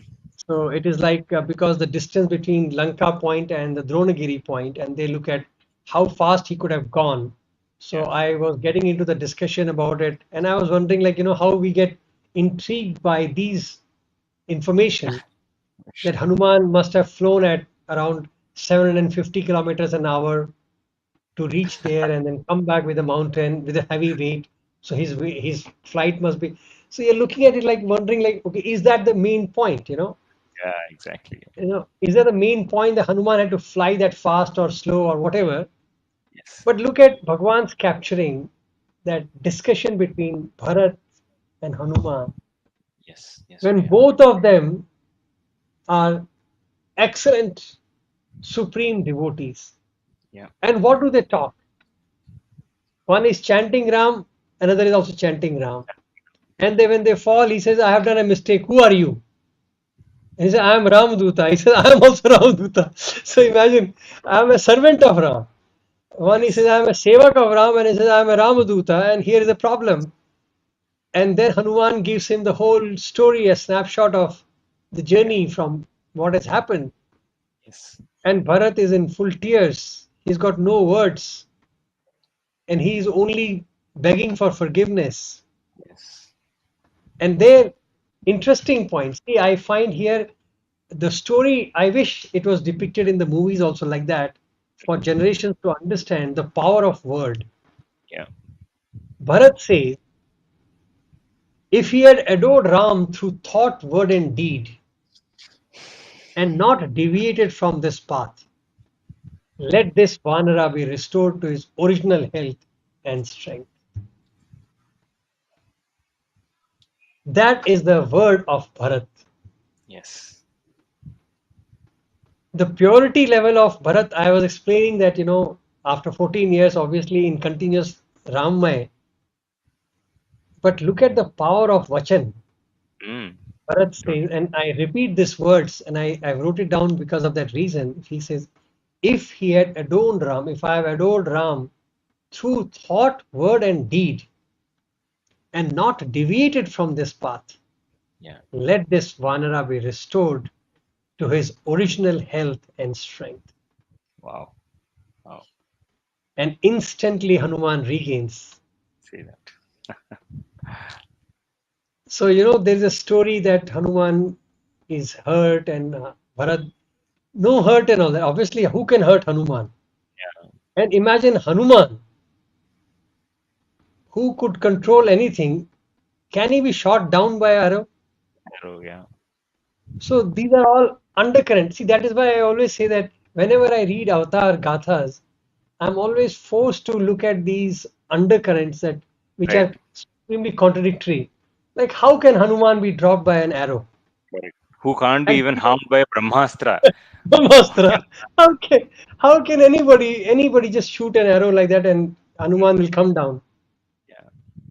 So there is a reason for all of that, and this reason is to highlight probably the caliber of Bharat, the status of Bharat, Yeah. that where Bharat had reached in the 14 years. Oh, yes. Yeah. Yeah. So probably that highlighting is important. Yeah. And Bharat says, please leave fast. I don't want to delay further. I would have loved to hear my Ram's story more, but I think your reaching there is more important. And Hanuman picks up the mountain and flies up and takes. Isn't that beautiful? That when I look at it, it is nothing like Hanuman is hurt and then Bharata puts him on an arrow. When the children hear it, actually, they will start thinking about it like, how can anybody sit on an arrow and then it sounds ridiculous that way. But when you read Bhagwan, you say, no, it is possible now Uh, because he has recovered him through his Shakti of mantra, his yes. Shakti of vacha. And Yes. because the thought, word, and deed is pure, didn't Bhagwan also said the same thing? That if your Totally. thought, word, and deed is pure, then nothing is impossible. Yes. And here he was Bharat, who was a pinnacle of purity. Yeah. So for his words, why won't Hanuman be recalled? And I feel Absolutely. that is the probable reason why Bhagwan took time to explain this part more than Hanuman going to, Giri mountain and picking up the mountain there. Totally. Totally. Isn't that? No, Bharata, no, brother. It's a character that's very very close to my heart. Okay.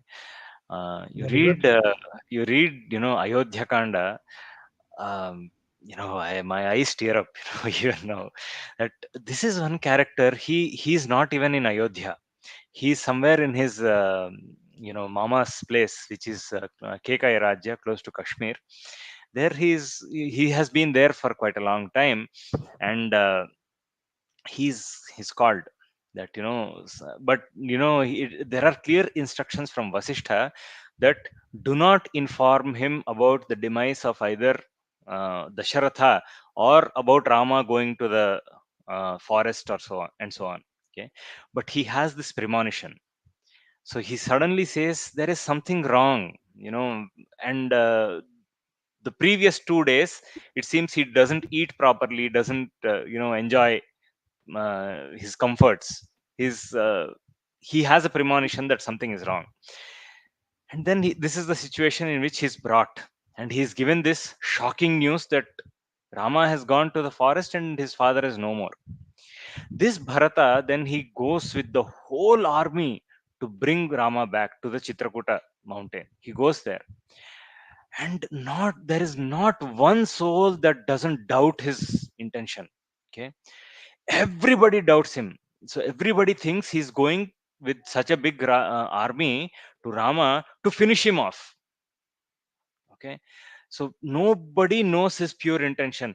On the way he meets Guha, who is Rama's friend, then Bharadwaja Maharshi, and there are all of them, they doubt. They say, Bharata, why are you going? What is your intention? You have sent Rama to the forest, is that not enough? Are you going with this army to kill him? That kind of a question. But Rama is only, and even Lakshmana, he doubts. He says, no, today Lakshmana, he says, I am going to finish off Bharata and his army. He's coming with this intention. But Rama, he knows how pure Bharata is. He says, Lakshmana, cool down, you sit down. Bharata, I am sure he is coming here to give me back that kingdom. Okay. And it is such a beautiful samagam. This Bharata, he goes back to Ayodhya with such a heavy heart. When Rama says, no, I am not, Rama, in fact, he puts him in a very tricky situation. He says, see, my father asked me, I gave, the word that my father gave to Kaikeyi was two things. Firstly, that I should go to the forest, and secondly, that you should become king. Okay, so me coming to the forest is only half of the fulfillment of his word. The rest of the half you have to fulfill, is what he tells Bharat. And that is when Bharat actually is convinced that he has to go back, and not just because he's also following, he's fulfilling his father's word, and he's also fulfilling Rama's word. That's why he goes back and says, okay, all that is fine, but I am going to live the way that you are living. I am going to wear clothes that are made up of tree bark.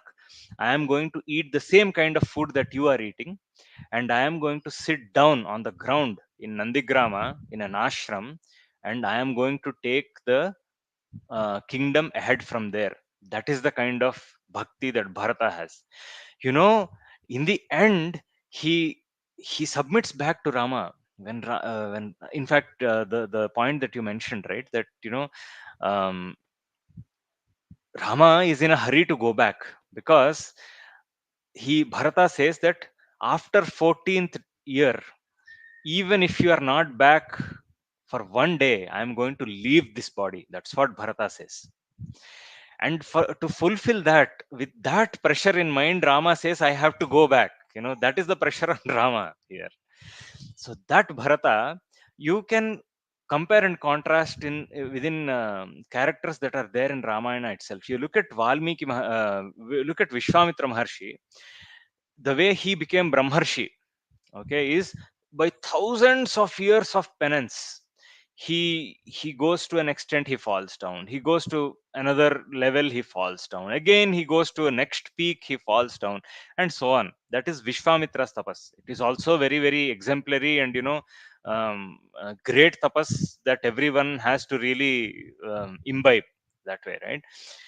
But in the end, what do they say about Bharata? In these 14 years, when Rama and Bharata meet, it seems Bharata is Maharshi Samatejasaha, Brahmarshi Samatejasaha. In 14 years, this Bharata became Brahmarshi. What Vishwamitra took thousands of years, with this just 14 years of penance, with complete dedication, this Bharata, and he also submits back to Rama. He says, Rama, the kingdom that you gave back to me, I have made it tenfold. You gave me X, I am giving you back 10x. So it's not that Bharata neglected his duties of a king. He perfectly did the duties of a king with the bhava of submission, with the bhava of sharanagati. So that kind of Bharata is now meeting this again epitome of bhakti, who is Hanuman. Just I think in many ways it is that Ganga Yamuna kind of a sangam, where these two great you know why Ganga Yamuna is Sangam is so important is because it probably gives life and food to many people, probably to the whole world, in fact, because India is still known as the rice bowl of the whole world, right? And India's food production, in fact, is very vital for the whole world. So that kind of a samagam it is, where these two great Rama bhaktas meet. And I think there the impact of each other, meeting each Bharata meeting Hanuman and Hanuman meeting Bharata would be so good for both of them. Probably Bharata would have learnt a lesson or two. Hanuman also, on the same way, would have learnt a lesson or two from the other. And both of their bhakti towards Rama would have grown manifold. And both of their spiritual journeys would have also speeded up. Probably that is the reason why this samagama, this drama was somehow enacted by Bhagavan to make this happen, for both of them to meet. Yeah. Okay, let me just close it with another this part. When Hanuman leaves, it seems Bharat goes to mothers, and he first goes to Mother Sumitra, and he informs her about the whole episode, what has happened. And it seems Mother Sumitra, hearing, faints, but recovers very fast. She gets a jolt, obviously, as a mother, and she recovers back, and her instant response is that nothing will happen to him. He is in the service of Sri Ram, and Ram will not let anything happen to him. And even if anything happens, still okay. And then she says, I still have Shatrughan. Mm.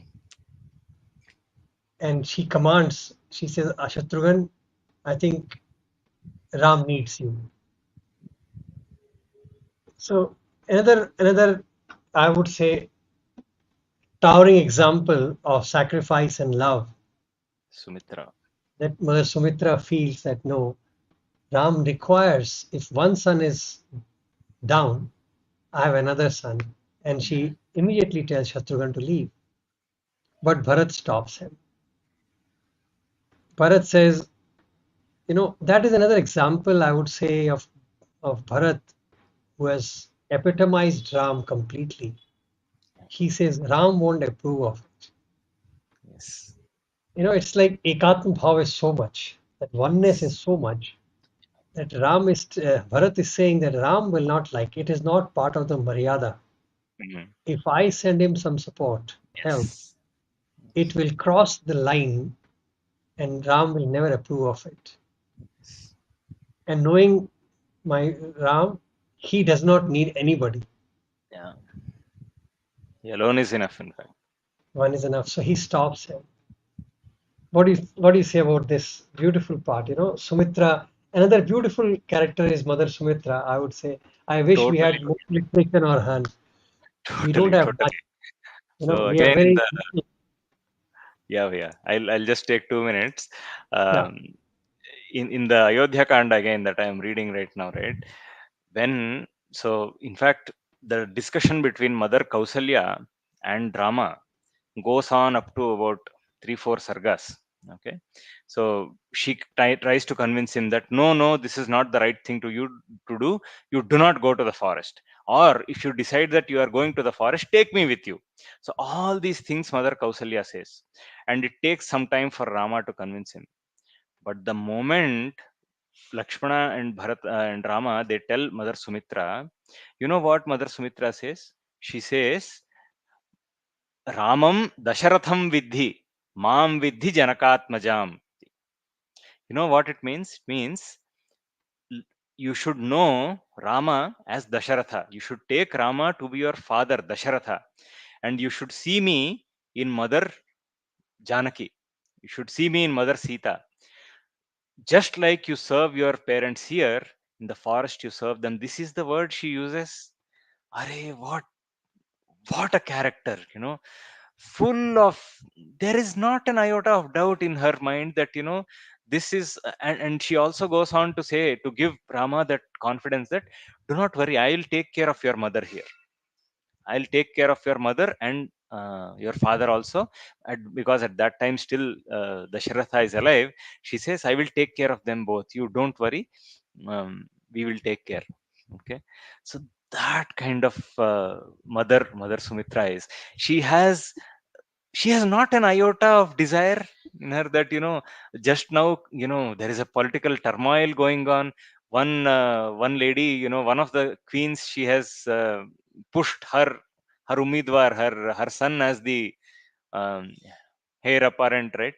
And there is this other mother who has two children. She also has an equal right, right? She doesn't do any of those things. So I mean, uh, look at this sharp contrast that you will see today, right? This is a political turmoil going on. You will see umpteen number of people, thousands of people, who will try to take advantage of a political turmoil and try to get as much benefit for themselves as possible. The world is full of such people. But in the contrast, look at Sumitra. Look at Mother Sumitra, who in this in that trying period of turmoil, she's trying to become that support. Okay, that mother who is just sending her son and saying, you go and you help Rama in the forest, serve them fully. Not just Mother Sumitra, also look at Mother Urmila's sacrifice. She in fact, she it is said that Lakshmana did not sleep for the 14 years.